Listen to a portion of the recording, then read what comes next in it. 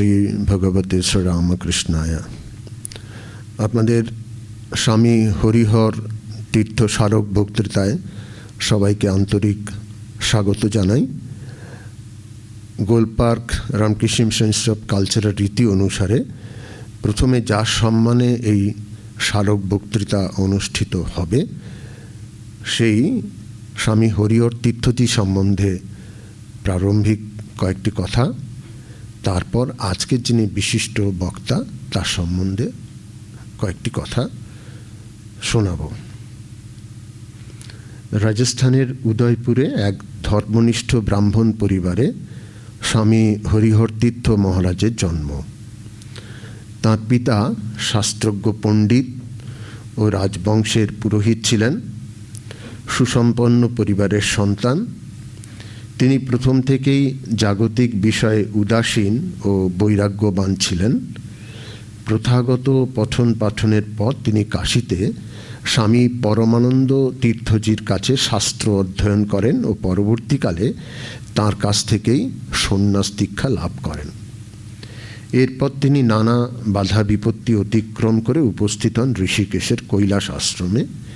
সেখানে বিশিষ্ট তত্ত্বজ্ঞ মহাপুরুষ স্বামী বিষ্ণুদেবানন্দ গিরিজির সান্নিধ্যে থেকে আরও গভীর শাস্ত্র অধ্যয়ন করেন। পরবর্তীকালে স্বামী হরিহর তীর্থজি নিয়মিত শাস্ত্রানুরাগী গৃহী ও সন্ন্যাসীদের শাস্ত্রকথা শোনাতেন। তাকে একাধিকবার কৈলাস আশ্রমের মণ্ডলেশ্বরের পদ গ্রহণের অনুরোধ জানানো হয়, কিন্তু তিনি প্রতিবারই সবিনয় পদ গ্রহণে অসম্মত হন। তাঁর প্রশান্ত মূর্তি ভক্ত হৃদয়ে সমুজ্জ্বল। স্বামী হরিহর তীর্থ মহারাজের স্মরণে বাৎসরিক বক্তৃতামালার আয়োজনে উদ্যোগ নিয়েছেন মেদিনীপুর মায়াপুরের হরিহর আশ্রমের ভিক্ষু স্বামী নিঃশ্রেয়সানন্দ পুরীজি মহারাজ। প্রসঙ্গত, নিঃশ্রেয়সানন্দজির পিতা মাতা রামকৃষ্ণ মঠ ও মিশনের ভূতপূর্ব প্রেসিডেন্ট শ্রীমৎ স্বামী বিরজানন্দজি মহারাজের মন্ত্র শিষ্য ছিলেন। আর আজকের যিনি বিশিষ্ট বক্তা তার সম্বন্ধে দু একটি কথা বলা যাক। 15 বছর বয়সে তিনি বৈরাগ্যের তীব্র প্রেরণায় কেরালার একটি গ্রাম থেকে চলে আসেন উত্তরকাশীতে। যখন তিনি উত্তরকাশীতে আসেন, প্রথম দু একজনের সঙ্গে তার পরিচয় হয়। তার মধ্যে উত্তরকাশীর শিবানন্দ আশ্রমের প্রতিষ্ঠাতা স্বামী চৈতন্যানন্দজি। স্বামী চৈতন্যানন্দজির কাছে যখন উনি প্রথম মুখোমুখি হন, পরবর্তীকালে স্বামী চৈতন্যানন্দজি এ স্যাগা অফ আনফোল্ডমেন্ট তাঁর আত্মজীবনীতে পূজনীয় মহারাজ সম্বন্ধে উল্লেখ করেছেন, যেটি পড়েছি সেটি আপনাদের সামনে নিবেদন করছি। যখন ওই 15 বছরের কিশোর চৈতন্যানন্দজির কাছে উপস্থিত হন, তখন মনে হলো যেন বৈরাগ্যের জ্বলন্ত মূর্তি তাঁর সামনে। বাসনা কামনা তাঁর জীবনে বিন্দুমাত্র স্পর্শ করেনি, সেটি অত্যন্ত স্পষ্ট। অত্যন্ত মেধাবী ছিলেন। আর যখন তিনি বাড়িতে ছিলেন, বাড়িতে নিয়মিত পুজো আর্চার ব্যাপার ছিল, সেই সময় কিশোর কুট্টি স্বামীজি, তখন কুট্টি, তার মধ্যে এক বিশেষ শক্তির প্রকাশ পাওয়া যেত। বিশেষ করে পুজোর আসনে যখনই তিনি বসতেন, একটা দৈবী নির্দেশ পেতেন এবং নানা আধ্যাত্মিক প্রশ্নের উত্তর ওই বালক দিয়ে দিতেন, যেটা স্বাভাবিকভাবেই সবাইকে অবাক করে দিত। সেই সঙ্গে সঙ্গে তার আরেকটি শক্তি হলো রোগীর রোগ নির্ণয় এবং নিরাময় তার উপায়ও তিনি বলে দিতেন। স্বাভাবিকভাবেই যখন জানাজানি হয়ে গেল, বাড়ির আশেপাশে প্রচুর লোকজনের ভিড়, বাবা বিরক্ত হতেন কিন্তু অসহায়, তিনি কিছু বুঝতে পারছেন না এসব কি হচ্ছে। তারপর তিনি এক নামকরা জ্যোতিষীর কাছে যান, সত্যিকারের, তার জীবনচর্যাও খুব ভালো ছিল। তিনি তখন সমস্ত কিছু দেখে শুনে বললেন যে পূর্বজন্মের কোনো সিদ্ধ গুরু তাকে পরিচালিত করছেন এবং তার কৃপাতেই এই বালককুট্টির মধ্যে একটা বিশেষ শক্তির প্রকাশ দেখা গেল। এবারে কি হলো, ওই জ্যোতিষী এবার বালককুট্টিকে নিয়ে বিভিন্ন জায়গায় যাওয়া শুরু করলেন। সাউথ ইন্ডিয়ার কর্ণাটকে এলেন, তামিলনাড়ুতে, অন্ধ্রপ্রদেশে। বিভিন্ন মানুষের রোগ নির্ণয়, রোগ নিরাময় দুটোই তিনি করে দিতেন। এবং তার বাবা কিন্তু কিছু করতে পারছিলেন না। কেন? যে দেখা গেল যে সামান্য কয়েকদিনের পড়াশোনাতে তিনি ক্লাসে ফার্স্ট হতেন, ফলে কিছু বলতে পারতেন না। এই রকম বেশ কিছুদিন চলল। তারপর তার গুরুর কাছ থেকে এক প্রকার নির্দেশ তিনি পেলেন যে এইভাবে শক্তির প্রয়োগ আর করো না। তার কিছুদিন বাদেই তার মধ্যে তীব্র বৈরাগ্য এবং তারপর উত্তরকাশী। আর উত্তরকাশীতে ও জীবনচর্যা অনেকের কাছে প্রেরণা স্বরূপ। যারা ওখানে থাকেন, যারা ওখানে যান, তাদের কাছে এক প্রেরণা স্বরূপ। ওর পাণ্ডিত্য, ওর জীবনচর্যা দিনে রাতে যারা দেখেন, তাদের কাছে তিনি এক অনন্য সন্ন্যাসী রূপে পরিচিত। আর আরেকটি ঘটনা যে প্রতি বছর উনি নিজেকে যাচাই করার জন্য, ঈশ্বর নির্ভরতা যাচাই করার জন্য পায়ে হেঁটে কখনো গঙ্গোত্রী, কখনো যমুনোত্রী, এই বছর 2023-এ যেমন বৈষ্ণব দেবীতে গিয়েছিলেন। সম্ভবত আমার যদ্দ স্মৃতিতে আছে 10 দিন বা 10 দিনের, স্বামীজি 10 দিন সে ভি জ্যাদা মনে হচ্ছে কিছুদিন তার সময় লেগেছিল ওখানে যেতে পায়ে হেঁটে। আর তার জীবনে যেটা দেখা যায় যে যদিও তিনি ওখানের যে শঙ্করাচার্য আদি বিদ্যাপীঠ রয়েছে সেখানে তিনি অধ্যক্ষ এবং আচার্য, কিন্তু তার মধ্যে জ্ঞান, ভক্তি, কর্ম এবং যোগ, এই চারটির অদ্ভুত সমন্বয় দেখা যায়। মনে আছে আমি একবার জিজ্ঞেস করেছিলাম যে আপনি এইরকম অদ্বৈত সন্ন্যাসী, আপনার মধ্যে এইরকম ভক্তি কি করে জাগে? তো অদ্ভুত রকম একটা সমন্বয় ওনার জীবনে দেখা যায়। আর সেই সঙ্গে সঙ্গে আরেকটি কথা বলতেই হয়, যেটি উনি গতকালই আমাদের বিবেকানন্দ হলে যে সেমিনার হয়েছিল সেখানে বলেছিলেন যে যখন তার বয়স 11 বছর, তখন শ্রীরামকৃষ্ণের জীবন এবং বাণী সম্বলিত একটি বই পান এবং সারা রাত ধরে তিনি বই নিয়ে মুশকুল ছিলেন। তাই তিনি বলেন যে আমার অধ্যাত্ম বীজ যদি কোনোভাবে উন্মিলিত প্রথম হয় তাহলে শ্রীরামকৃষ্ণদেবের জীবন এবং বাণীর প্রেরণায়। তো আপনারা আগেই জানেন যে আজকের প্রসঙ্গ সনাতন ধর্ম। स्वामी जी सनातन धर्म का तात्पर्य क्या है और ये सनातन धर्म के मूल सिद्धांत भी क्या है और सनातन धर्म के प्रति हमारा दृष्टिकोण कैसा होना चाहिए। और आजकल कुछ नेता लोग कभी कभी सनातन धर्म के बारे में बुरा क्यों बोलते हैं, ऐसा बहुत सारे विचार हमारे मन में आता है। आपसे विनम्र निवेदन है कि इस बारे में कृपया अपना विचार साझा करें, आपसे ही निवेदन है। इसके साथ साथ आप सनातन धर्म के बारे में 6 बजे तक आप बोल सकते हैं। भवन की वजह से 6 बजे से 7 बजे तक आप बोल सकते हैं या और भी कुछ समय बोल सकते हैं। स्वामी जी आपको हमारे सबकी ओर से प्रणाम।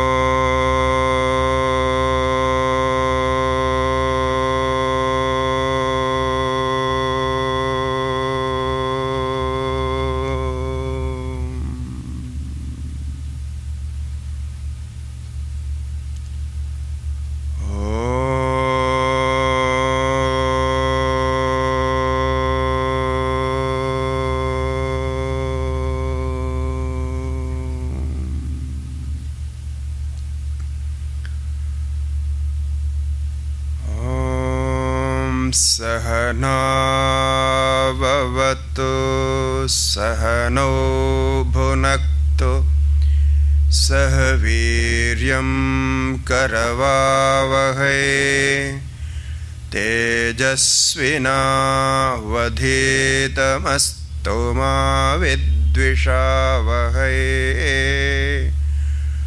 ॐ शान्ति शान्ति शान्तिः। श्री गुरुभ्यो नमः। हरिः ओम। जय राम कृष्ण। सभी को प्रणाम। आज जिनके अनुस्मरण में ये कार्यक्रम हो रहा है, अभी अभी याद हुआ था कि परम पूज्य श्री हरिहर तीर्थ जी के अनुस्मरण में ये धर्म सनातन धर्म विषय पर विचार है। सौभाग्यवश हम भी उन्हीं के परंपरा में आते हैं कि हमारे दोनों विद्या गुरु परम पूज्य चैतन्यानंद सरस्वती जी महाराज एवं परम पूज्य आचार्य विष्णु तीर्थ जी महाराज कि दोनों ही इसी परंपरा में आते हैं। चैतन्यानंद जी महाराज अपने जीवन में 52 साल तक 52 इयर्स उत्तरकाशी में ही रहे, उत्तरकाशी में ही वेदांत के अध्ययन अध्यापन कराते रहे। उन्होंने परम पूज्य बड़े महाराज जिनको हम कहते हैं विष्णुदेवानंद गिरि जी महाराज से साक्षात अध्ययन किए हैं। तो इसी क्रम में आचार्य के आचार्य होने के कारण उस परंपरा में कैलाश आश्रम के परंपरा में है। और दूसरे हमारे आचार्य इस समय भी जीवित है, हमारे ब्रह्म विद्यापीठ के प्रमुख आचार्यों में हैं परम पूज्य विष्णु तीर्थ जी महाराज। वे तो साक्षात हरिहर तीर्थ जी महाराज से ही व्याकरण आदि के अध्ययन किए हैं, उनकी सेवा में भी थे। कि जैसा भी कहा गया, हरिहर तीर्थ जी के जीवन बहुत ही सरल, सादगीपूर्ण, और उनके समय में उत्तराखंड में उनके जैसे विद्वान नहीं थे, विरक्त संत थे और कहीं भी नहीं जाना, एक ही जगह रहते थे। ऐसे भी कैलाश के परंपरा वैसे ही है कि आप कैलाश आश्रम के बारे में तो सुने ही हैं। हमारे वेदांत की परंपरा में सर्वोत्तम कोई स्थान है वो कैलाश आश्रम है। आज भी वहाँ वो परंपरा वैसे के वैसे अनवरत धारा प्रवाह चल रही है। तो पूज्य स्वामी जी महाराज भी, विवेकानंद स्वामी जी भी वहाँ उनके उत्तराखंड के परिव्राजन के समय में कैलाश आश्रम में रुके हैं। वहाँ कुछ समय वहाँ के जो संस्थापक स्वामी जी थे परम पूज्य धनराज गिरि जी महाराज, उनसे वेदांत के श्रवण किए हैं, अध्ययन किए हैं, उनके जीवन में है ये। और उसके बाद रामतीर्थ जी महाराज आदि आदि जितने भी आए हैं, सभी ने वहाँ कैलाश आश्रम के संतों के और उनके परंपरा को अपनाया। और हम सभी एक प्रकार से उसी परंपरा के हैं। यहाँ विषय है सनातन धर्म। ये हम अनवरत सुनते आए हैं, अपने जीवन में सुनते आए हैं कि सनातन एक धर्म है जो हम सबके हैं। किंतु सनातन धर्म जब हम सबके लिए कहते हैं तो ये वस्तुतः सबके धर्म है। कारण क्या है कि यही एक ऐसा धर्म है जो कहता है कि न केवल सनातन अवलंबियों को मोक्ष होगा किंतु सभी को मोक्ष हो सकता है। ये एक ऐसे ही धर्म है जो सभी का मोक्ष मानते हैं। अन्य अन्य धर्म जो अपने अपने अनुयायियों को मानते हैं, जो उनके अनुयायी बनते हैं उनको ही प्राप्त होता है, जो अनुयायी नहीं बनते हैं उनको नहीं प्राप्त होता है, ऐसे कहते हैं। इतनी ही विशेषता आप देखिए कि यदि सभी को मोक्ष हो सकता है और सभी को सुख हो सकता है, सभी ही अपने स्वरूप आनंद को पा सकते हैं, ईश्वर का दर्शन कर सकते हैं, ये एक बहुत बड़ा सिद्धांत है जिसको केवल सिद्धांत के रूप में नहीं अपितु अनुभव के रूप में संतों ने अनुभव किया है। समय समय पर इस धर्म के अनुसरण करते हुए, अनुभव करते हुए संतों का जन्म होता है और संत अपने जीवन में उसको जी कर दिखाते हैं। हमारे परंपरा में कितने सारे अवतार के रूप में संत हुए। विशेष जो शक्ति जिनको प्राप्त हो जाती है ईश्वर से उनको हम अवतार कहते हैं।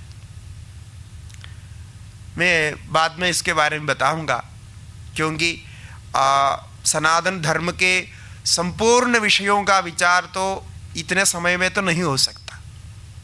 तो मैंने अपने मन में ये धारण किया है कि जो जो विषय जिसको लेकर के संशय होते हैं उन विषयों पर कुछ अपना वक्तव्य रखें।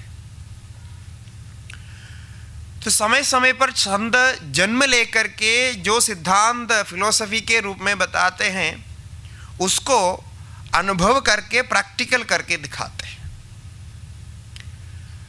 उसके साथ उस काल के अनुसार जो जो हो सकता है, जो परिवर्तन हो सकता है वो भी करके दिखाते हैं। यह केवल सनातन धर्म में ही यह संभव है क्योंकि हम अपने धर्म को ही सनातन मानते हैं। सनातन का अर्थ है अपरिवर्तित, नित्य। ये जो सनातन, ये दो शब्द जुड़ा हुआ है, संस्कृत शब्द है। ये सना एक इनडिक्लाइनेबल है, संस्कृत में अव्यय कहते हैं जिसको, जिसका अर्थ होता है सदा। जो सदा शब्द हम प्रयोग करते हैं बिल्कुल उसी का पर्याय है। सदा और सना दोनों का अर्थ एक ही है।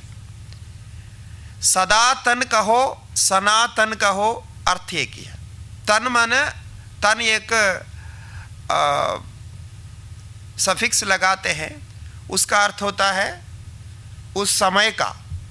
जैसे अद्यतन, संस्कृत में अद्यतन का माने टुडेस, आज का। ह्यस्तन बोले तो कल का, पूर्वतन बोले तो पहले का।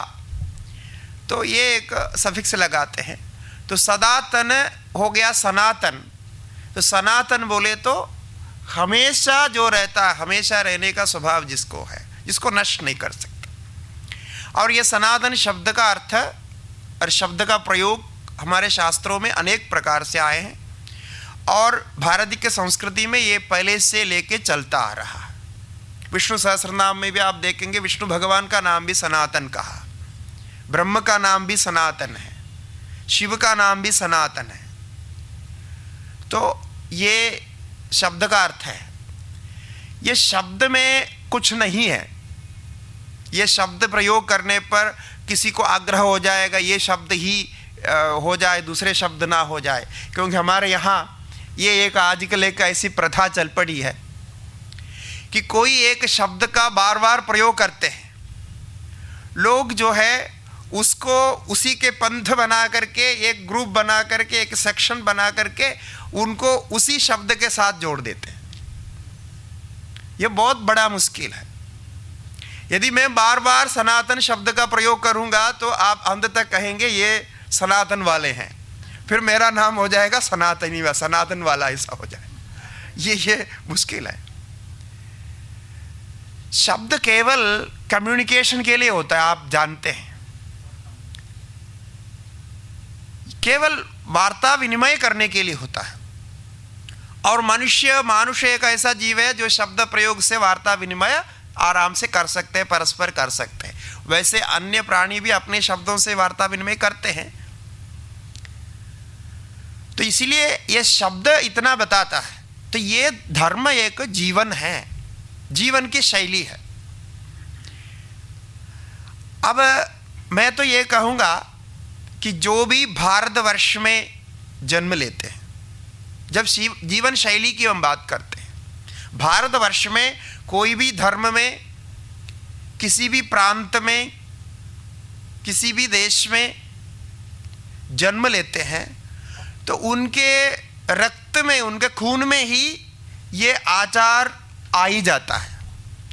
वो भला नास्तिक भी हो, कोई बात नहीं, नास्तिक होने पर भी कुछ तो उनको मानना ही पड़ेगा। हमारे यहाँ अभी कितने भी नास्तिक हो गए, आप ध्यान करके देखिए, वो नास्तिक भी कुछ नास्तिकता बताते हैं, ना बोलते हैं, ईश्वर नहीं, वो नहीं, ये नहीं, सब बोलते हैं, लेकिन कुछ तो उनको मानना ही पड़ता है, आचरण करना ही पड़ता है। यही इसकी सत्यता है, इसको मिटा नहीं सकते। वो आपके डीएनए में है, आप माने न माने वो घूम फिर करके वहीं जाएगा। ऐसे हम कितनों के जीवन देखते हैं। तो इसीलिए मैंने कहा कि ये जो सनातन धर्म को हम संक्षिप्त में परिचय करने के लिए कुछ विभाग करके बताएंगे। सनातन धर्म का 2 स्तर है, हम बता सकते हैं, 2 डिवीजन ऐसा सोचेंगे, 2 विभाग। एक विभाग है जो वेदांत पर परिनिष्ठित है, जो अद्वैत वेदांत की ही बात करते हैं, और सभी के अंदर जो अदृश्यमान रूप से विद्यमान आत्मा की बात करते हैं। उस आत्मा के लक्षण में सत चित आनंद 3 ही लक्षण दिया है। यही एक सत्य है। सत यानी अस्तित्व, एक्सिस्टेंस। चित्त चैतन्य है, कॉन्शियसनेस है, जिसको हम अवेयरनेस बोलते हैं, कॉन्शियसनेस बोलते हैं, सेंसेशन बोलते हैं, ये चित्त है। और आनंद है, जिसको हम हमेशा चाहते हैं, हमेशा अनुभव करना चाहते हैं, जिसमें हमारा जीवन स्थित है, जिसको ब्लिस समझा देते हैं। अब ये जो सत्य चित्त आनंद में कहीं कोई विभाग नहीं है, ये पक्का मान लीजिए कि ये तीनों में विभाग कर नहीं सकता। ये हमारा धर्म नहीं कहता है कि यदि सनातन धर्म को नहीं मानता है तो उसको सच्चिदानंद का अनुभव नहीं होगा, उसको आनंद नहीं मिलेगा, उसके वजूद नहीं होंगे। ये तो नहीं होता। हम तो इसलिए कहते हैं कि वो नास्तिक भी है तो मानते हैं, वजूद को तो मानते हैं ना। Nobody can deny existence because the डिनायर itself exists. तो डिनायर को डिनाई नहीं कर सकते ना। सो इसीलिए उसका डिनायल नहीं होता है। ये है सबसे उत्तम स्तर, जिसको हम लोग सभी बोलते हैं ये एक फिलोसफी है, ये तत्वशास्त्र है, ये हमारे समझ में नहीं आता है, ये सबके लिए नहीं है। जो विरक्त होते हैं या साधु होते हैं, गुफा में बैठ करके ध्यान करते हैं, उनके लिए हैं। अथवा कुछ लोग ये भी मानते हैं कि इसको जानने के बाद फिर हमको सब कुछ छोड़ना पड़ता है, नौकरी छोड़नी पड़ती है और गृहस्थ छोड़ना पड़ता है, फिर कोई मज़ा नहीं आता है जीवन में। ये सब सोचते हैं, जबकि ऐसा नहीं है।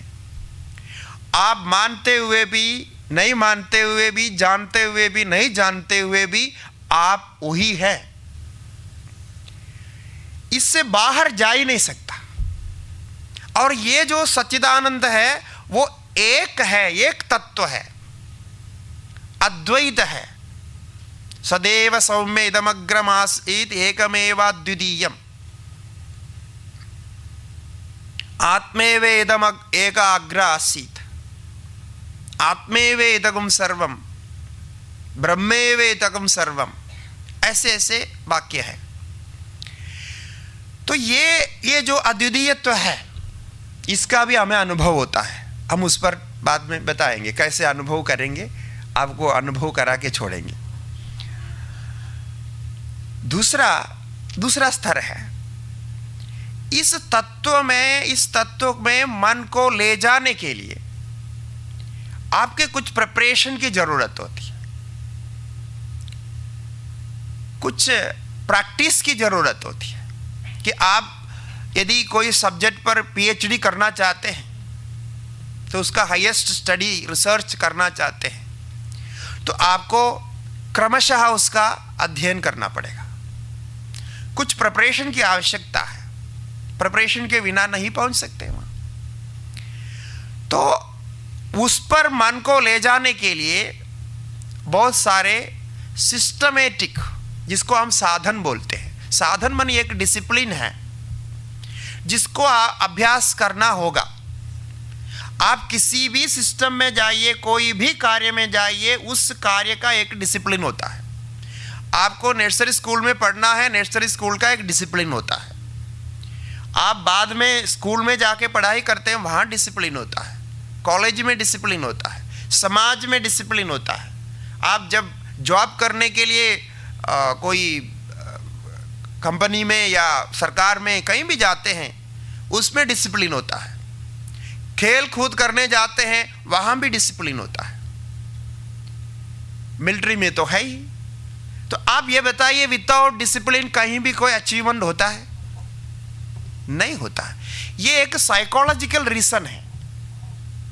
Without discipline you can not achieve anything. क्यों? कारण क्या है कि माइंड जो है ना, चंचल है। ये बहुत कुछ एक साथ कर सकता है, कुछ भी नहीं कर सकता है, कुछ चुपचाप बैठता है, कुछ भी करता है। तो उसको रेगुलेट करना पड़ेगा, डिसिप्लिन में लाना पड़ेगा। Then you can use the energy of the mind, mind को कॉन्सेंट्रेट करके ले जाने के लिए। इसीलिए डिसिप्लिन की आवश्यकता है।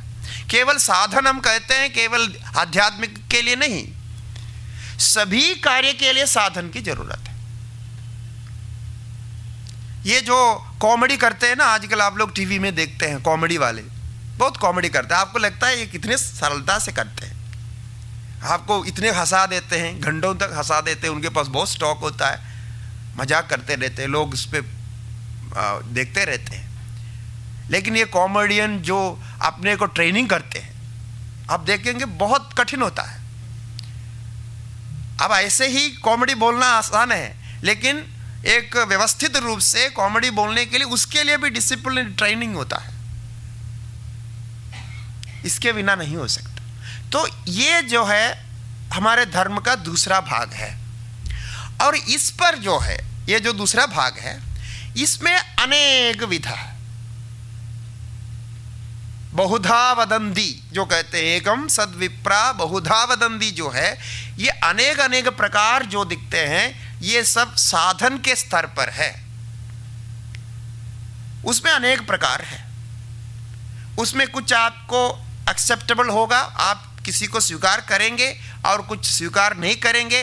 कुछ आपके लिए अनुकूल होगा, कुछ आपके लिए प्रतिकूल होगा। जैसे ज्ञान मार्ग, भक्ति मार्ग इत्यादि हम चर्चा पहले की है। अनेक मार्ग हैं।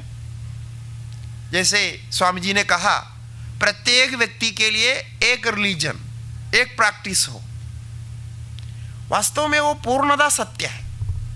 आप हम अभी भी ऐसे ही है।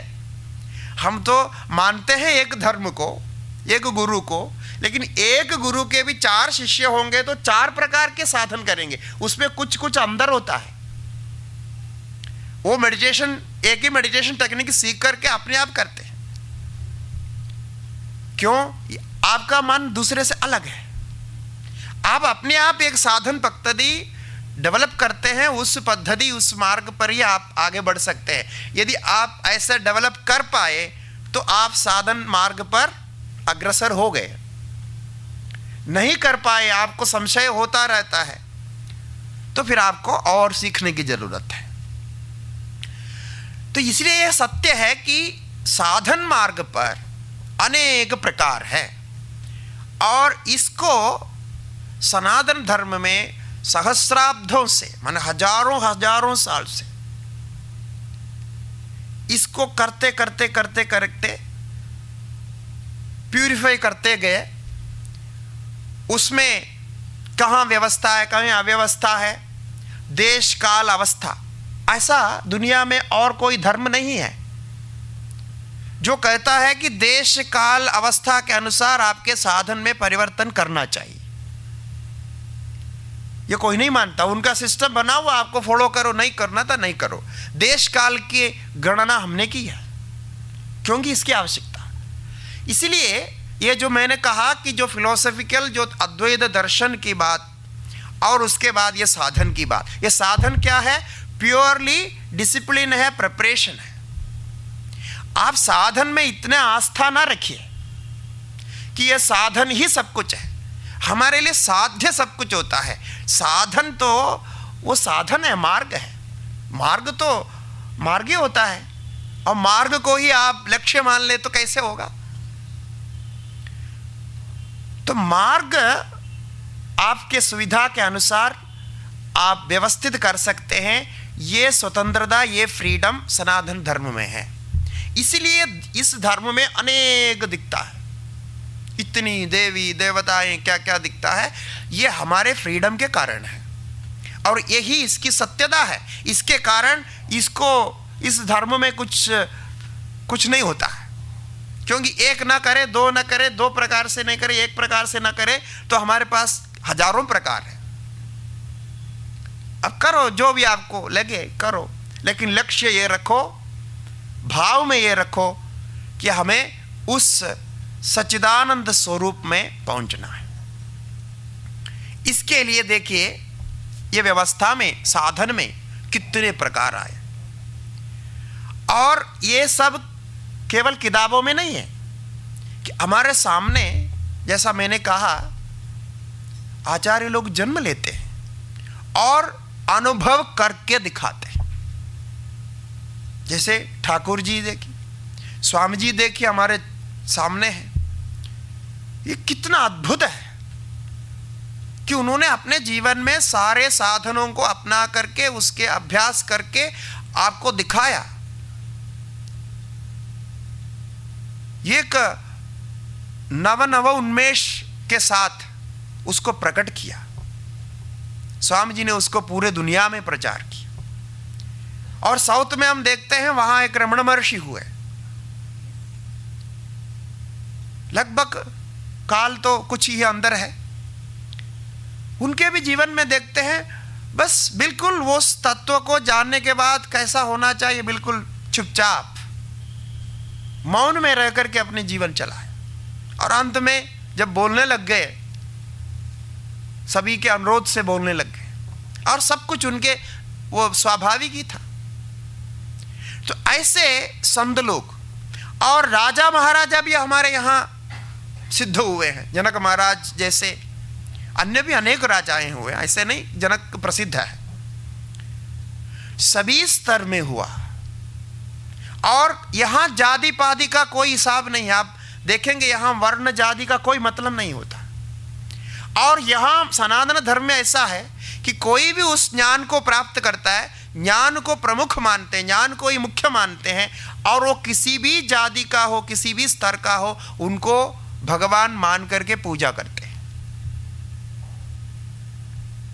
ऐसा ही होता है। अभी आप देखेंगे केरल में माता अमृतानंदमयी देवी, आप उनके बारे में सुने होंगे। यदि आप आज के जानकारी के अनुसार एजुकेशन के स्तर पर या साइंटिफिक रीजन के, सोशल रीजन से, अथवा हमारे सनातन धर्म के जो नियम कानून इत्यादि जो बोलते हैं उसी के रीजन से किसी भी तरह से देखें, वो सामान्य एक मछुआरे घर की है और केवल 4 तक पढ़ी है, गांव से बाहर तक गई नहीं, 4 स्कूल में 4 स्टैंडर्ड तक वो पढ़ना लिखना आती है, किंतु आज इतने एक बड़े एक मिशन के हेड है और कितने उनके यूनिवर्सिटी है, उसके वाइस चांसलर है, चांसलर भी है शायद। ये क्या क्या क्या अद्भुत है। देखिए, ऐसा नहीं कि बाद में उन्होंने स्कूल में एजुकेशन किया या ग्रेजुएशन किया, कुछ नहीं किया अभी तक। यह है कि जो दूसरे स्तर पर पहुंचने के बाद में ये पहले वाला स्तर लुप्त हो जाता है, लेकिन पहले वाले स्तर से ही दूसरे स्तर पे पहुंच सकते हैं। उन्होंने भी अपने साधन किया। काली की उपासक थी, जैसे ठाकुर जी के जीवन में है, बिल्कुल मुझे बहुत सारे साम्यता दिखती है। और मन से मेरे को जहां तक जानकारी है, अम्मा ठाकुर जी को ही गुरु मानते हैं, इसलिए ठाकुर जी को गुरु मानते हैं और उन्हीं के अनुसार उन्होंने जीवन चलाई है। और उनके संन्यास परंपरा भी मिशन के अनुसार ही रखे हैं, पूरी परंपरा में ही रखे हैं। और यहाँ के स्वामी जी ही मैंने यहाँ से मिशन छोड़ के गए, जो स्वामी जी थे, स्वामी जी ने ही संन्यास दीक्षा भी की है, इसी परंपरा में रखे। तो पूरी नामा है जैसे इधर होते हैं तोतापुरी की परंपरा से। तो मैं कह रहा हूँ कि ये है सनातन धर्म की एक नींव, मन अधिष्ठान। अब इसमें अब अद्वैत तत्व की जो बातें हैं, सर्वम खलु इदं ब्रह्म इत्यादि जो बातें हैं, तत्व की दृष्टि से होगी। हमारे वेद में ये परंपरा रही है। वेद में आप सुने होंगे 3 प्रकार की व्याख्या है, 3 प्रकार वेद में शब्द मिलते हैं, जिसमें हम उलझ जाते हैं, हमें कंफ्यूजन होता है। एक वेद के ऐसे शब्द है जिसको तथ्य कथन कहते हैं। माने तथ्य कथन का अर्थ तथ्य माने रियलिटी, ट्रूथ। तो स्पीकिंग अबाउट ट्रूथ, केवल तथ्य के बारे में कहेंगे, जो वस्तु स्थिति है उसको बोलेंगे, जिसको हम रियलिटी बोलते हैं या रैशनल अंडरस्टैंडिंग बोलते हैं, जिसको तथ्य कथन बोलते हैं। जैसा ये पानी है तो पानी है, ये डस्क है तो उसको डस्क बोलना, तो सूर्य है तो सूर्य बोलना, चंद्र है तो चंद्र बोलना, जैसा जैसा है वैसा बोलना, ये उसको बोलते हैं तथ्य कथन। ये तथ्य कथन के अंदर सारे उपनिषद आता है। उपनिषद के जितने वाक्य हैं, जो वेदांत परक वाक्य हैं, ये सब तथ्य कथन में होता है, ईशावास्यमिदगम सर्वम इत्यादि। दूसरा वेद में ही मिलता है रूपक कथन। रूपक आप जानते हैं, साहित्य जो अध्ययन करते हैं, रिसेम्बलेंस जो देते हैं, रूपक कथन होता है। तो रूपक का अर्थ है कि एक कोई चीज को बताने के लिए आपको एक रूप बना करके, एक कलाकारी रूप से बना करके, कुछ उदाहरण बना करके, कुछ चित्र बना करके आपके सामने रखेंगे। यह भी वेद में मिलता है, जिसको देख करके जितने व्याख्याकार हुए हैं देश के और विदेश के, विशेष करके विदेश के जो व्याख्याकार वेद के हुए हैं, वो कंफ्यूज्ड हो गए कि इतने सत्य कहने वाले ग्रंथों में ऐसे ऐसी भावना कैसे आ सकती है। जैसा फॉर एग्जाम्पल एक है कि वेद में एक सूक्त आता है, उसमें ये कहते हैं कि सूर्य जो हमारे सामने है, सूर्य एक रथ पर बैठा है, ठीक है ना, और उस रथ के 7 घोड़े हैं, 7 रंग के 7 घोड़े हैं, और अरुण उस रथ के सारथी है। इसकी व्याख्या बहुत विस्तृत रूप में है, जब मैं संक्षेप में बोल रहा हूं। अब ये सुनने से आश्चर्य होता है कि हम उधर देखते हैं, ना कोई घोड़ा दिखता है, ना कोई वहां कोई दिखता है, ना कोई रथ दिखता है, कुछ नहीं दिखते हैं। तो सत्य कहने वाला वेद शास्त्र ऐसी बातें कैसे करेंगे जो मनुष्य भी कल्पना नहीं करते, कोई बच्चा भी नहीं कल्पना कर सकते। यह है वेद में साहित्य। वेद आपके मन को वहां तक पहुंचाना चाहता है। कारण क्या है कि आप सूर्य को देख करके ध्यान करने बैठेंगे।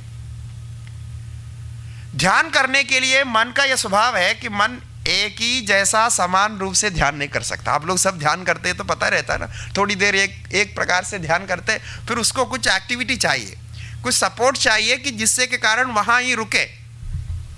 तो फिर हम कुछ भावना करते हैं वहाँ, जैसे कृष्ण का हम ध्यान करते हैं, देवी का ध्यान करते हैं, तो बहुत सारे वहाँ श्रृंगार और सब देखते हैं, रूप की सुंदरता देखते हैं। तो इसी प्रकार प्रतिदिन जब गायत्री मंत्र जप करके सूर्य का ध्यान करेंगे जो भी, उसको भी एक भावना चाहिए। भावना के बिना उतने समय मन वहाँ नहीं रुकेगा, कि मन की आवश्यकता है, एक साइकोलॉजिकल फैक्ट है, वो उसमें नहीं रुकता है, क्योंकि वो ऐसा ऐसा फ्लक्चुएट होता रहता है। तो उसको निरंतर उसमें रोकने के लिए कुछ ना कुछ सपोर्ट चाहिए। तो इसीलिए वेद ऐसी भावना वहां करते हैं। और ये रूपक कथन को विस्तार करते करते पुराणों में ले गया, इतिहासों में ले गया, काव्यों में ले गया। और उसके बाद आता है अधिशयोक्ति। अधिशयोक्ति माने बहुत छोटी सी बात है, लेकिन इतना लंबा चौड़ा विस्तार करके बोलेंगे, जिससे कि आपको भावना, आपकी भावना उसमें बन जाए। कि जैसे आप महाभारत के युद्ध देखते हैं या पुराण की कथा देखते हैं, तो उसमें भावना भर जाती है। उसके बारे में क्या मन में एक विकार पैदा होता है, एक इमोशन पैदा होता है, जिसके लिए अधिशयोक्ति करते हैं। छोटी सी बात को विद कथा बना करके बताते हैं। ये तीन शैली मुख्यतः वेद में मिलता है, और ये तीनों शैली के अनेक ग्रंथ बने हैं। मैं इसलिए इसको कर रहा हूँ कि जितने ग्रंथ है, सारे ग्रंथों का परिचय आप वेद शास्त्र का करेंगे। जैसे हमारे वेद के अनुसार उपवेद है, वेदांग है, स्मृति है, पुराण है, और इस प्रकार उसमें इतिहास आता है, आगम निगम जो तंत्र आदि में आता है, आगम निगम आता है, और दर्शन शास्त्र आते हैं, सिद्धांत शास्त्र जैसे सूर्य सिद्धांत आदि जो ज्योतिष के ग्रंथ है, सिद्धांत शास्त्र आते हैं, और स्तोत्र ग्रंथ, बहुत सारे स्तोत्र हैं। ये स्तोत्रों में पूरे पूरे स्तुति मिलेंगे, जैसा विष्णु सहस्त्रनाम आदि आदि स्तोत्र ग्रंथ है, और काव्य है। उसके बाद 64 कला, 66 कलाएं, इनके अपने अपने ग्रंथ है, जैसे पाचक कला, कृषि कला, श्रृंगार कला, सभी की कला है। यहां तक कि द्यूत क्रीड़ा भी है। द्यूत क्रीड़ा भी एक कला है, चेस खेलना, उसके भी संस्कृत में पुस्तक है। घोड़ा सवारी जो करते हैं उसमें भी है। सब में 64 कलाएं। इस प्रकार सारे में ये क्या है कि ये सारे इसी का विस्तार है, वेद का विस्तार है। आपको सुन के आश्चर्य होगा कि ये सब वेद का विस्तार कैसे हो सकता है। कि ये सब वेद का विस्तार है, क्योंकि वेद में जो रूपक कथन, अधिशयोक्ति और तत्वों को बोला है, उसको अलग अलग प्रकार से प्रैक्टिकल में लाने के लिए ये सब बनाए हुए। कारण क्या है कि आप इनमें से कोई भी ग्रंथ निकालिए, उसमें आप देखेंगे तो उसमें मन को एकाग्र करने के साधन अवश्य मिलेंगे सभी ग्रंथ में। यहां तक कि जो हम कामशास्त्र नाम से सुनते हैं, यह भी एक शास्त्र है, 64 कला में एक कामशास्त्र भी, उसमें भी ऐसा ही है। जो पूरे माने पूर्णतः मेटीरियल हम कह सकते हैं कि भौतिक जीवन के लिए है, फिर भी उसमें भी है। और उससे ध्यान करते हुए, मन को एकाग्र करते हुए, आप आचरण में लाते हुए, जैसा हमने बोला डिसिप्लिन में लाते हुए, कैसे वो मोक्ष तक जा सकते हैं। तो मोक्ष के विषय में ये सारे ग्रंथ एक मत है। काव्य आप रघुवंश लीजिए, कुमार संभव लीजिए, कोई भी काव्य में है, सारे उपदेश उसमें मिलेंगे, इतिहास में मिलेंगे, पुराण में मिलेंगे।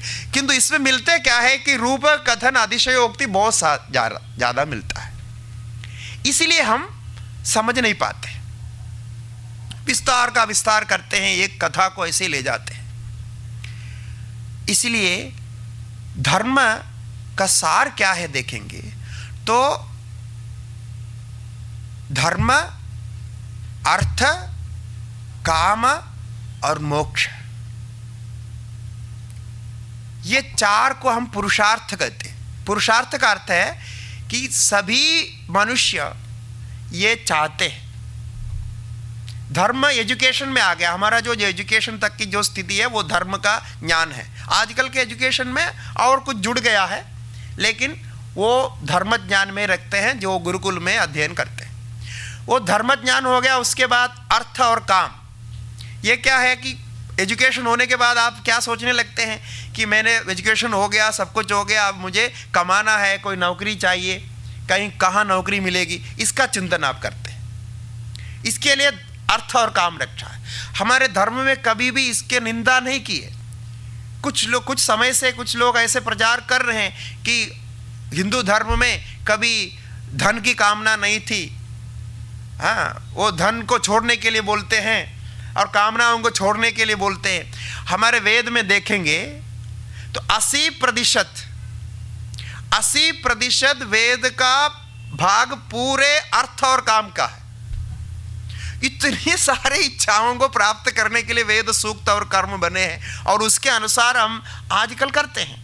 अभी आप नवरात्रि दुर्गा पूजा करने जा रहे हैं, इसमें क्या करेंगे? यही तो करेंगे, माता से प्रार्थना करेंगे कि हमारे जीवन में सब ठीक हो जाए, हमारे बच्चों के स्वास्थ्य ठीक रहें और उनकी नौकरी लग जाए, उनके शादी हो और अच्छे घर बने, गाड़ी बने, सुविधा बने, ये सारे आप प्रार्थना करेंगे। तो इसको पूरा एक्सेप्ट किया, इसलिए 80% तो वो है वेद में, और बाकी वेदांत कितना है मालूम है? 4% है, अंत में रखा है लास्ट, क्योंकि फिलोसफी रियलिटी है, उतना ही बताना। तो ये 4 के आधार पर सारे ग्रंथों को आप देख सकते हैं, ये सभी ग्रंथ इसी के ओर ही ले जाते हैं। और सनातन धर्म के जो दूसरे एक और विशेष पहलू है, जैसे हम सच्चिदानंद ब्रह्म को, सच्चिदानंद ब्रह्म सर्वत्र व्यापक है, वो अदृश्य है, यानी दिखता नहीं। ये अदृश्य है कहने पर नहीं है, यह अर्थ नहीं है, क्योंकि कुछ वस्तु हमारे सामने दृश्य होते हैं, कुछ अदृश्य रहते हैं। यह हमारे अनुभव में भी है। अभी जैसा वायु है, यहाँ वायु है, जो एयर है, ऑक्सीजन है, ये कोई दृश्य तो नहीं है, हम देख नहीं सकते उसको, किंतु इसके बिना हमारा जीवन नहीं होता है, यह हम अनुभव कर सकते हैं। यदि आपके पास कोई उसके लिए कोई मिशन है लेबोरेटरी में, या ऐसे कोई मिशन है जिसमें आप दे करके और नाइट्रोजन, हाइड्रोजन, ऑक्सीजन सबको आप अलग करके भी देख सकते हैं, तो वो एक अलग विशेष शक्ति से प्राप्त होता है। इसका अर्थ नहीं दिखता है तो नहीं, ऐसा नहीं, हम एहसास करते हैं जिसके कारण हमारा जीवन है। और इसी सूक्ष्म अदृश्य से दृश्य बनता है। यह भी एक संशय होता है कि यदि भगवान अदृश्य है, दिखता नहीं है, अत्यंत सूक्ष्म है, तो फिर ये सब दिखाई देता है जो कुछ हम लोग सब बने कैसे है? इसमें एक मैनिफेस्टेशन है, एक डेवलपमेंट है। जैसा हाइड्रोजन और ऑक्सीजन, H2O, ठीक है ना?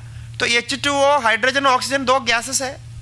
जैसा बोला गैस है तो वो तो दिखता नहीं है, अदृश्य है। लेकिन हाइड्रोजन और ऑक्सीजन जब समान मात्रा में मिल जाते हैं, उसके परमाणु मिल जाते हैं, एटम्स मिल जाते हैं, तो जल बनता है, ये हम मानते हैं। तो जल दृश्य हो जाता है। अब आप बताइए कि अदृश्य से दृश्य कैसे बनता है? बनता है, बिल्कुल बन सकता है। ये अदृश्य से दृश्य, अदृश्य से ही दृश्य बनता है, और दृश्य बाद में अदृश्य हो जाता है। और जल को जब बिगाड़ेंगे, उसको बॉइलिंग करेंगे, again it goes back to the gases. तो इसीलिए भगवान सर्वत्र है, सभी के अंदर है। और वो कैसे है? सच्चिदानंद के रूप में है। ठीक है, कि सच्चिदानंद के रूप में सबके अंदर है। ये हम कैसे अनुभव करते हैं, शेष जो भी समय है उसमें विचार करेंगे, क्योंकि मैंने कहा था कि हम उसका अनुभव करने का चिंतन करेंगे। देखिए, हमारे सनातन धर्म में अहिंसा परमो धर्मः ये कहा, मा हिंसा सर्वा भूतानि, किसी प्राणी को द्रोह नहीं करना चाहिए। ये अन्य धर्मों ने भी माना है। कारण क्या है कि हम सभी के अंदर उसी आत्मा को देखते हैं, जानते हैं। ये उसी के आधार पर है, माने धर्म में जो जो आचरण बताए जा रहे हैं वो उसी के आधार पर है, ये मैं कहना चाहता हूं। वो हमारे अनुभव में आएगा, क्योंकि हम कभी भी अपने ऊपर कोई पीड़ा सहन नहीं कर सकते। छोटा सा भी कुछ चोट लग जाए तो हमें कितना दुख होता है, हम उसको निवारण करने के लिए प्रयत्न करते रहते हैं। तो ऐसे में हम कोई प्राणी को चोट पहुंचाएं और मारें तो उनको कितना दुख होगा। समान ही होता है, क्योंकि हमारे लिए शरीर जितना प्यारा है, अपना शरीर, उतने ही दूसरे के लिए भी है। ये आत्मवत् सर्वभूतानि का भाव है। यही अहिंसा का मूल धर्म है। मूल कारण यह है कि हमें जिन जिन चीजों से दुख लगता है, आत्मन प्रतिकूलानि परेशाम न समाचरेत, एक सुभाषित है कि अपने लिए जो आपको प्रतिकूल लगे, अच्छा ना लगे, कोई आपको निंदा करे तो आपको अच्छा नहीं लगता, तो आप दूसरे को निंदा न करें। आपको चोट लगे तो अच्छा नहीं लगता, दूसरे को भी वही लगता है। आपको कोई डिसरेस्पेक्ट करे तो आपको अच्छा नहीं लगता, तो वही आप दूसरे को ना करें। आपको कोई प्रेम करे तो आपको बहुत अच्छा लगता है, तो आप भी दूसरे को प्रेम करें। तो ये तो सामान्य बात है। आप यदि थोड़ा सा समाज के विषय में विचार करते हैं तो आपको ये बात समझ में आती है। अपने घर में आपको समझ में आती है कि ऐसे ही तो हमारा होता है। यहां तक छोटे बच्चे भी इसी को पालन करते हैं। छोटे बच्चे को भी आप रिजेक्ट करेंगे, वो निंदा करेंगे तो उसको अच्छा नहीं लगता, यद्यपि उसके पास इतना ईगो नहीं है, बदल देता है, लेकिन उस क्षण में उसको अच्छा नहीं लगता। एक बिल्ली को भी अच्छा नहीं लगती, कुत्ते को भी अच्छा नहीं लगता, किसी भी प्राणी को अच्छा नहीं लगता। तो इसीलिए यह तो परम धर्म है। क्यों? क्योंकि आत्मवत् सर्वभूतानि, ये हम देख रहे हैं। ईशावास्यमिदगुं सर्वं यत्किंच जगत्याम जगत, इसके कारण ऐसा तत्व में इसको प्रैक्टिकली कहा गया। और दूसरा, हम जब कामना करने के लिए बोलते हैं तो सभी के लिए सुख की कामना करने के लिए बोलते हैं। व्यक्तिगत कामनाओं के लिए अलग व्यवस्था है। जैसा मैंने कहा, आप व्यक्तिगत कामना रखते हैं तो उसके लिए भी व्यवस्था है, लेकिन सामान्य आप प्रार्थना करते हैं तो सर्वे भवन्तु सुखिनः सर्वे सन्तु निरामय। हमारे बहुत सारे शांति मंत्र है, उसका सब उदाहरण मैं नहीं दे रहा हूं, समय नहीं है हमारे पास। इसलिए मैं आपसे ये अनुरोध करता हूं, हम सब सनातन धर्म के इन मूल्यों को यदि मानते हैं, आप जब भी मंदिर में जाके प्रार्थना करते हैं, जब भी आप प्रतिदिन प्रार्थना करते हैं, मैं सभी जगह जाता हूँ, जहाँ भी जाता हूँ, आदिवासियों के यहाँ भी जाता हूँ, सब जगह जाता हूँ, जहाँ भी जाता हूँ, मैं इनको ये कहता हूँ कि आप धर्म के एक मूल्य को यदि अपनाएं, धर्म के एक मूल्य को यदि आप प्रतिदिन अपनाएं, तो बाकी मूल्य आपके पास स्वतः ही आ जाता है। उसके लिए कुछ कहना नहीं पड़ता। लेकिन एक मूल्य जो आप अपनाते हैं उसको बिल्कुल श्रद्धा विश्वास के साथ अपनाना चाहिए। बहुत सरल से उपाय है। आप प्रतिदिन जब प्रार्थना करते हैं, आप अपने लिए जैसा प्रार्थना करते हैं, अपने कुटुंब के लिए प्रार्थना करते हैं, अपने भाई बंधुओं के लिए प्रार्थना करते हैं, इसी प्रकार एक प्रार्थना के अंश ये भी रहें कि सभी सुखी रहें। कोई शत्रु हो मित्र हो कोई भी हो, सभी प्राणी सुखी रहे, सर्वे भवन्तु सुखिनः, इसकी आप प्रार्थना करिए तो आप देखना आपके प्रतिदिन के जीवन में परिवर्तन आएगा। एक बहुत बड़ा मूल्य है। अब जब आप इस बार दुर्गा पूजा में जाएंगे तो प्रार्थना करते समय अंत में ये भी प्रार्थना करना। तो ये प्रार्थना जब करते हैं ना, ऐसे प्रार्थना करने वाले व्यक्ति को भगवान चुनते हैं, बोलता है ये हमारा एजेंट बन सकता है, ये हमारा एम्बेसडर बन सकता है। और जो संत बनते हैं ऐसे ही बनते हैं। संत और सामान्य जन में क्या अंतर है कि सामान्य जन अपने लिए सोचते हैं, अपने कुटुंब के लिए सोचते हैं, अपने सीमित सोच रखते हैं, और संत सबके लिए सोच रखते हैं। जब सबके लिए सोच रखना आरंभ करते हैं संत, अपने मन में वो विचार आरंभ होता है, जैसे हमारे ठाकुर जी ने, स्वामी जी ने पूरे दुनिया के लिए जो सोचा है, उनके साहित्य में आप देखिए कितना अद्भुत है। ये सोच जब आरंभ होते हैं तब क्या है कि वो भगवान के चैनल बन जाते हैं, यानी भगवान के मैसेंजर बन जाते हैं, प्रवाचक बन जाते हैं, क्योंकि वो सबके लिए सोच रहा है। वो अपने घर छोड़ने को तैयार है, अपने सब कुछ निछावर करने के लिए तैयार है, लेकिन समाज को सबके लिए सोच रहा है। ये होने पर भगवान आपके साथ आ जाता है। तो भगवान दर्शन करने का एक सरल उपाय मैंने बताया कि आप सबके लिए सोचना आरंभ करो, आपको जो चाहिए सब आ जाता। आप देखना कोई भी संत के जीवन में कोई कमी आपने देखा है क्या?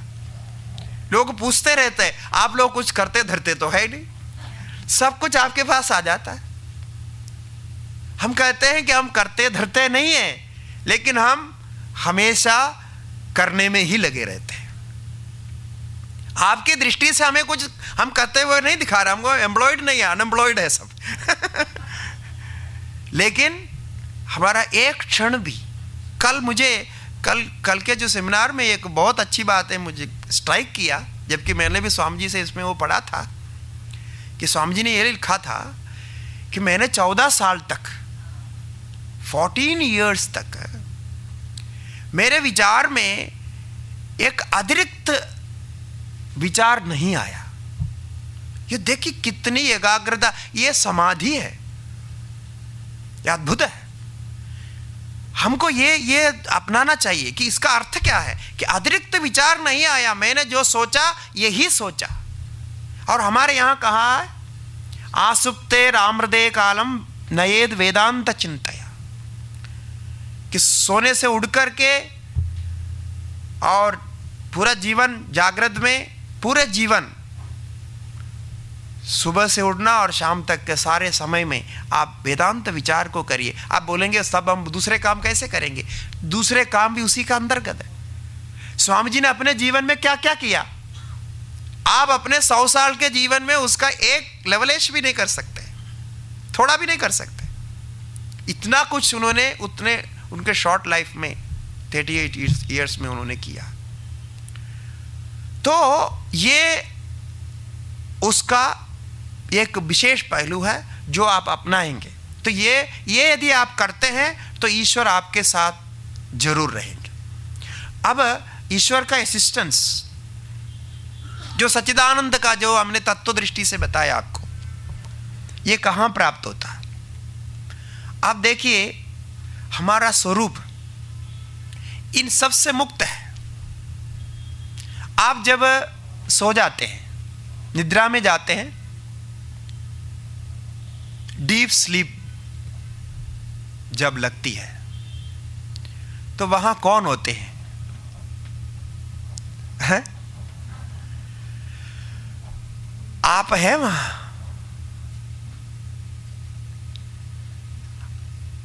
आप है ऐसा तो अभी आप कहते हैं, लेकिन वहां आपको लगता है कि मैं स्त्री हूं, पुरुष हूं, मेरा नाम ये है और मैं अभी सो रही हूं, मैं सो रहा हूं, मेरे पास इतने धन हैं, मैं इतना पढ़ा लिखा हूं, मुझे ऐसा मान सम्मान सब प्राप्त है। कौन सी चीज वहां याद आती है आपको? ध्यान दीजिए, ये बहुत उपयोगी है। अच्छा, कुछ भी याद नहीं आते हैं तो इसका मतलब आप मर गए क्या? ऐसा तो नहीं है। कोई नहीं मानता है कि हम रात को सोने के बाद हमारे डेथ तो हो गई थी और सुबह फिर जन्म हो गया, ऐसा तो कोई नहीं मानता। तो आप हो वहां, लेकिन आपके साथ शरीर नहीं है, शरीर तो सो रहा है, मन नहीं है, क्योंकि मन का विचार कुछ नहीं, याद नहीं, और यहां तक ईगो भी नहीं है। यह भी गोड़ हो रखा है। जिस ईगो से आप अपने को बहुत बड़ा मानते हैं दिन के समय में, ये तो 6-7 घंटे के लिए पता नहीं कहां गया। अब आप बताइए, ये सब नहीं होता, अब आपके पास कुछ भी नहीं है ना, आप तो बिल्कुल कंकाल है, कंकाल हो रखे, कुछ नहीं है आपके पास, रिक्त हस्त है। आपने जो संपादन किया तब सब बैंक में है, तिजोरी में है, इसका याद भी नहीं, वो काम में कहां आ रहे हैं। कोई भी चीज आपके साथ नहीं है, ठीक है? ये सभी का अनुभव है ना, इसमें तो मैं कुछ भी जोड़ तो नहीं रहा हूं, ये सत्य है, सभी ये अनुभव करते हैं। और ये अनुभव एक दिन नहीं हुआ, समझ लीजिए, एक दिन ठीक से नींद नहीं आई, 2 दिन ठीक से नींद नहीं आई, आपको क्या हो जाता है? आप सब कुछ छोड़ने को तैयार हो जाते हैं। आप बोलेंगे मुझे सोना है, बस कोई नौकरी में ही नहीं जाना, वो जाने दो, ये जाने दो, वो जाने दो, कुछ भी नहीं सुनना है, मुझे सोना है। एक क्षण में आप सन्यासी हो जाते हैं, वैरागी हो जाते हैं। यह है एक्सिस्टेंस का आपका रियल एक्सपीरियंस। वेदांत में आत्मा का अनुभव, एक आत्मा का वननेस का अनुभव कहां होता है, इसको दिखाने के लिए प्रत्येक उपनिषद सुषुप्ति में ले जाता है। स्वम्ह्यपीतो भवति स्वपिदित्याचक्षते, छंदों के उपनिषद कहता है कि वो जो आत्मा है ना, स्व आत्मा, वो सोते समय हम आत्मा को ही प्राप्त करते हैं, इसलिए उसको स्वपिति नाम है। मैंने संस्कृत में स्लीप के लिए स्वपिति बोलते हैं, जैसा स्वप्न बोलते हैं और सुषुप्ति बोलते हैं, ये सब उसी के लिए। और वहां किसी का कोई भेद नहीं रहता है। सिंहो वा व्याघ्रो वा वराहो वा कीड़ो वा पतंगो वा मशको वा यद्यद् भवन्ति तदा भवन्ति। कहते हैं कि मनुष्य मानुष सो जाए, कोई शेर सो जाए, बाघ सो जाए, हाथी सो जाए, कोई चोर सो जाए, कोई सज्जन ब्राह्मण सो जाए, कोई मच्छर सो जाए, मक्खी सो जाए, कोई भी सो जाए, सोने के बाद वो एक हो जाता है। नींद में कोई भेद नहीं, क्योंकि शरीर को भूल गया। शेर सोने के बाद शेर नहीं रहता, और चोर भी, पापी भी सोने के बाद पापी नहीं होता है। इसलिए हमारे यहाँ एक बहुत बड़ा नियम बनाया है, शास्त्रीय नियम, धार्मिक नियम बनाया, सोते हुए व्यक्ति को, जो नींद पे, गहरी नींद पे है, उसको कभी मारना नहीं चाहिए। अन्य को मारते हैं तो पाप तो होता ही है, लेकिन सोते हुए व्यक्ति को मारना बहुत बड़ा पाप मानते हैं। कारण क्या है? उस समय वो, उसका कोई दोष नहीं है, उसको दंड नहीं देना चाहिए उस समय। तो ये अनुभव आप सबका है। अभी इस पर आप ध्यान दीजिए, ये अनुभव आप सबका है। हम सब मान लिए, आप नींद के बारे में बोल दिया तो आपको सबको समझ में आ गया। कि कैसे समझ में आ गया, इसके बारे में देखिए। इसमें अद्वैत भावना कैसी होती है ये देखेंगे, क्योंकि वही तो हमारे फिलोसॉफिकल है। अद्वैत भावना का अनुभव संतों को कैसे होता है। निद्रा में एक दोष है, उधर हमको ये अनुभव नहीं होता है, ज्ञान नहीं रहता है। ये एक टेक्निकल प्रॉब्लम है वहाँ, उसके बारे में हम नहीं बोल रहे। जो हमको अनुभव होता है उसी के बारे में बोल रहे, जो सबको समझ में आ जाए। कि सब तो ये मानते हैं ना वहाँ अच्छा है, आप बीमार भी है, सो जाएगा तो अच्छा लगता है, सभी ये मानते हैं, अच्छा लगता है।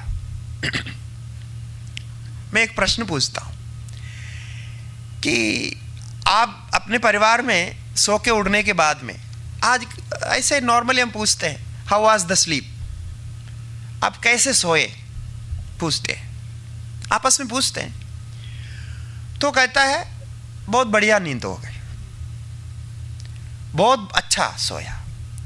किंतु फिर आप नहीं पूछते कि बहुत बढ़िया नींद कैसी रही, ये नहीं पूछते आप। बहुत अच्छा सोया तो कैसे सोया, अब वो पूछेंगे तो भी उसका कोई उत्तर नहीं है, और आप पूछते भी नहीं है। ये क्वेश्चन नहीं मानते, ये अननेसेसरी क्वेश्चन है, इनवैलिड क्वेश्चन है। अब खाली इतना ही कहा उन्होंने, मैं अच्छी तरह सोया, और आप पूरे पूरे समझ लिए। ये क्या आप उसके नींद को जाना है क्या?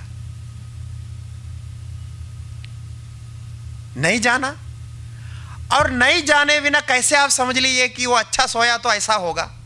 क्योंकि समझ लिए ना, फिर आप प्रश्न नहीं किए। तो कैसे आपने जान लिया कि उसने अच्छा सोया तो ऐसा सोया होगा? ये आपको ज्ञान हो गया कि नहीं हुआ? हुआ है ना, सबको हुआ। तभी तो आप समझ रहे हैं, तभी तो आप बोल रहे ठीक है, यू एक्सेप्ट दैट। इसमें सबसे बड़ा अनुभव है, ये अद्वैत का अनुभव है। क्योंकि उसने जो निद्रा का अनुभव किया, वो निद्रा का अनुभव आपके निद्रा में भी वैसे के वैसे है। कारण क्या है कि आप और उस व्यक्ति में भेद तो केवल शरीर और मन को लेकर के था। जब शरीर और मन नहीं रहता है, किसी भी स्थिति में शरीर और मन नहीं रहता है, एक होते हैं, तो वहां अनुभव एक होता है। इसलिए सबको एक ही अद्वैत का अनुभव है, वहां एक ही अनुभव है, और कोई डाउट नहीं होता। क्योंकि ज्ञान में ये कहते हैं कि वो निश्चित ज्ञान होना चाहिए, डाउट नहीं होना, डाउटलेस होना चाहिए। क्षीयन्ते चस्य कर्माणि तस्मिन् दृष्टे परावरे। तो सब कुछ नष्ट होता है, एक अनुभव होता है। अब इस पे बारे में आप चिंतन करिए कि ये जो अनुभव हम सबके एक है, हमारा सबका स्वरूप एक है, और वहां भेद नहीं होता, और कोई वहां परिच्छिन्न अनुभव नहीं करते, यानी लिमिटेडनेस अनुभव नहीं करते, अनलिमिटेडनेस का अनुभव होता है आपको, क्योंकि उसकी व्याख्या ही आप नहीं कर सकते। एक बार चिंतन करके देखिए कितना सुंदर है। तो यही तो वेदांत कहता है, ये अनुभव है, और ये अनुभव प्राणी मात्र में है, और वास्तव में जो इंसेंशिएंट है, जड़ जिसको हम कहते हैं, इसके अंदर भी वो विद्यमान है। ये दूसरे प्रकार के हैं, उसको हम अभी बताने के लिए हमारे पास अभी टाइम नहीं है, लेकिन फिर भी संक्षेप में बोलूंगा। तो ये अनुभव आपने किया। अब कोई भी ऐसा अनुभव आपको समान रूप से होता है। समझ लीजिए आप एक भंडारे में गए, एक पार्टी में गए, और खीर खाया, और सभी ने एक ही खीर खाया, और बाहर आकर के पूछते हैं खीर कैसा था? वो बहुत अच्छा था। तो खीर सभी ने खाया, तो बहुत अच्छा था बोलने से आप जो स्वाद का अनुभव किया, दूसरे ने भी वो स्वाद का अनुभव किया, तीसरे ने भी किया, सभी ने किया, तो सब एक मत से बोलते हैं कि बिल्कुल वैसा ही है, क्योंकि सबका अनुभव वहां एक समान है। यदि इसी प्रकार कोई आपके स्वप्न के बारे में पूछते हैं कि मैंने आज एक अच्छा स्वप्न देखा, मधुर स्वप्न देखा, तो तुरंत वो पूछ बैठेंगे कि अब कैसा स्वप्न था, क्या देखा आपने उसमें? क्योंकि स्वप्न अलग अलग होता है। स्वप्न मन में होता है, मन जब तक है अलग अलग है। इसी अनुभव को सर्वव्यापक सर्वात्मा का एक तत्व का अनुभव मानते हैं, और यही अनुभव ईश्वर है। और यही अनुभव जब हम माया तत्व में शक्ति के साथ, एनर्जी के साथ, द यूनिवर्सल एनर्जी, विश्व शक्ति के साथ एक करते हैं, तब हमारे सामने या देवी सर्वभूतेषु विष्णुमायेति संस्थिता इत्यादि भाव में, अनेक अनेक भावों में ये सारे प्रकट हो जाते हैं। आपके अंदर एक ही शक्ति निहित है, वही शक्ति आपके मन को क्या क्या करा देते हैं, क्या क्या अद्भुत करा देते हैं। यही मन सभी के अंदर है, मान लीजिए। सभी के अंदर का मन को आप एक मन मान लीजिए। जैसा हम कल सुने थे कि विश्व मन, यूनिवर्सल माइंड, जिसको हम हिरण्यगर्भ बोलते हैं, उसको मान करके चिंतन करिए। यदि एक शक्ति में ये सारे आविर्भूत होता है तो सबके अंदर ईश्वर है। और हम अपने मन से कुछ जानते हैं, दूसरा कुछ मन से कुछ जानते हैं, और ऐसे भी यहां विषय है, हम सबके मन के विषय भी नहीं है।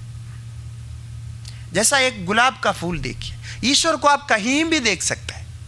ईश्वर को देखने के लिए आपको कोई विशेष अवस्था, विशेष स्थान की आवश्यकता नहीं है। आप एक एक फूल में, एक एक कार्य में ईश्वर को देख सकते हैं। ईश्वर के अलावा और कुछ किसी ने कुछ बनाया नहीं है, हम नहीं बनाते हैं कुछ। एक गुलाब का फूल देखिए, कितना सुंदर उसका डिजाइन है। ये क्या, एक गुलाब के पौधे, बोटानिकली हम यदि कहेंगे, ये गुलाब के पौधे जो है, इतना प्लान करके, इंजीनियरिंग करके उसको ये इतना ज्ञान होगा कि वो ये ऐसे एक फूल को बनाए।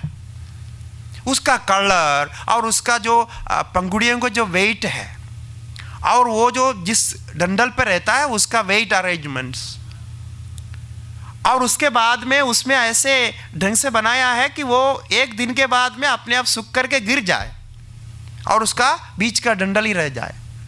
ये सारा टाइमिंग है, उसमें प्रोग्राम्ड है। आपका एक कंप्यूटर का प्रोग्राम प्रोग्राम्ड लगता है, और एक मिशन प्रोग्राम्ड है, सब कुछ प्रोग्राम्ड है। तो ये भी प्रोग्राम्ड नहीं है क्या? बिल्कुल प्रोग्राम्ड है, टाइमिंगली प्रोग्राम्ड है। उसका विकसित होने का टाइम प्रोग्राम में है। अब उसको जल्दी नहीं करा सकते, ना धीरे करा सकते, वो तो रखते रहिए, वो होता ही रहेगा। और यहां तक आप तोड़ करके भी रखिए, मैं इसलिए उसमें प्रोग्राम्ड है बोल रहे, इस इंफॉर्मेशन है जिसको जेसी बोस ने इन्वेंट किया है, आप लोग सब जानते हैं, हम लोग स्कूल में पढ़ा है। तो ये जो प्रोग्राम है, इसको डंडल से अलग करने पर भी रहता है। आप अलग करके भी रखिए, पानी में डाल के रखिए, क्योंकि पानी उसको एनर्जी देता है, इसलिए वो चाहिए वो चालू करने के लिए, तो वहां भी वो खिल जाता है। तो पेड़ ने क्या किया? तो ये क्या, ये पेड़, वो फूल जो पौधा है वो कर सकता है क्या? इम्पॉसिबल है। यदि वो पौधा ऐसा कर सकता है तो फिर क्या नहीं होता। किंतु पौधे के अंदर ये ईश्वर, ये शक्ति, ये information, the knowledge what we are talking about, the consciousness, no, ये इसी को हम कॉन्शियसनेस नाम देते। कॉन्शियसनेस इंग्लिश में जो शब्द है ना, हमारे सच्चिदानंद के लिए उपयुक्त नहीं है, और कोई शब्द नहीं मिलता है इंग्लिश में, इसलिए हम कॉन्शियसनेस शब्द प्रयोग करते हैं, क्योंकि कॉन्शियसनेस शब्द का अर्थ कुछ और होता है। हमारे यहाँ चित्त है, चेतन है, वो इंफॉर्मेशन भी चेतन है, नॉलेज भी चेतन है, अवेयरनेस भी चेतन है, सब चेतन है। तो यही एनर्जी है उसमें, और चेतन का संबंध है। ये आप सभी में देख सकते हैं। और आप देखेंगे, बोलेंगे अब फूल में तो वो तो ठीक है, लेकिन इसमें क्या है? हमारे यहाँ इसमें भी मानते हैं, क्योंकि ये भी बनता है और ये पुराना होता है, मैनिफेस्टेशन है, इसमें some changes are happening, and we say without information change can not happen. वो न्यूटन के जो थियरी है, द थर्ड लॉ, उसको रहने दीजिए, वो भी है, उसको भी पहले हमारे शास्त्र में माना है। लेकिन ये जो इंफॉर्मेशन इसमें है, इसमें माइंड नहीं है, माइंड के रिलेटेड कुछ संबंध नहीं होने के कारण, प्राण की शक्ति अलग प्रकार से होने के कारण ये डट जैसा दिखता है। लेकिन इसमें चेंज है, तो इसमें एक अवेयरनेस है, ये जो है वो विश्व मन से जुड़ा हुआ है। इसी को हम ईश्वर चेतन कहते हैं। तो कहीं से भी आप देखिए, सनातन धर्म में एकात्मा का जो अस्तित्व है, ईश्वर का जो अस्तित्व है, इसको पूर्णतः केवल स्वीकारा नहीं है, अनुभव के रूप में लाया है। मैं समझता हूँ ये जो दो बातें मैंने कही है, तीन बातें, एक तो सबके लिए प्रार्थना करने की बात है, और ये आपके जो निद्रा का अनुभव और ईश्वर के सर्वत्र दर्शन का जो ये जो बात है, ये तीन बातें यदि आप जीवन में याद रखेंगे तो आपको सारी बातें समझ में आ जाएगी। शास्त्र में जो कुछ कहा है, हमारे धर्म में जो कुछ कहा है, और हमारे संतों ने जो कुछ कहा है, भगवान ने जो कुछ कहा है सारी बातें समझ में आएगी, ये इसका सत्य है। तो समय समाप्त होता है, 10 मिनट ज़्यादा ही हो गया, तो यहीं इस प्रसंग को समाप्त करते हैं। और यहाँ आकर ये 3 दिन रहते हुए आप सबके साथ विचार रखने का अवसर मिला, और ठाकुर जी के आशीर्वाद से कि यहाँ बहुत ही आनंद से, यानी ये विचार जैसा हम कहते हैं, हम आनंद उसी को कहते हैं जहाँ हमको अच्छा लगता है उधर ऐसे कहते हैं कि हमारे विचार जो आंतरिक विचार है, जो साधन का विचार है, वो निरंतर चलते रहें, अनायास चलते रहें, तो हम कहते हैं वो बहुत अच्छा है। हम बाकी हमारे सुविधा असुविधा से हमारे कोई इतना फर्क नहीं पड़ता, किंतु यहाँ आकर के यहाँ का वातावरण इतना स्वच्छ और शुद्ध एक अनुभव हुआ। आज बेलूर मठ दर्शन किए तो बहुत साल की इच्छा थी, बहुत छोटे उम्र से इच्छा कर रहे थे, आज दर्शन किए कि कई अनुभव ऐसे होते हैं कि आप जीवन भर याद रखते हैं। तो ऐसे अनुभव हुआ, तो बहुत ही अच्छा। आप सबको धन्यवाद। एक शांति पाठ के साथ हम समाप्त करते हैं। ओम